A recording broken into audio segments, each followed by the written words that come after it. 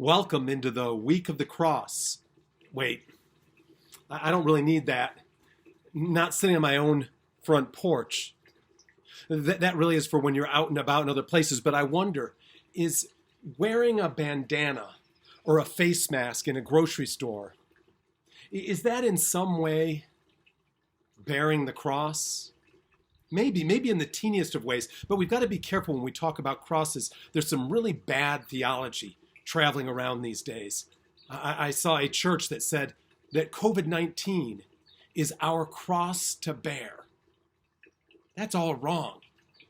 A cross isn't something that's thrust upon you, an illness, a sickness, a calamity that the world brings upon you.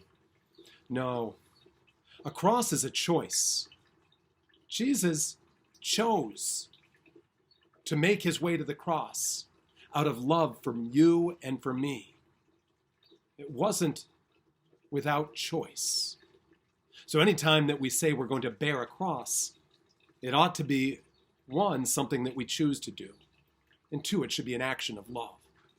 So in these days of COVID-19, of coronavirus, if you're thinking about what it means to bear a cross, it's not that coronavirus exists. It's the choice to do some very little simple things, like wearing a bandana or a mask into a grocery store, because the CDC tells you it's not a selfish act. It won't protect you. It's to protect others out of love. The same thing is true in so many little acts that we can make to care for somebody else in such teeny ways. That's actually bearing the cross. Or I think about, maybe some of you have seen, I shared this some time ago. This is a picture of my niece, Christina, who is a pulmonologist, a doctor at University of Wisconsin in Madison, and she also happens to be pregnant. And she's continuing to practice medicine. That's a bearing of the cross, taking risk of self and family.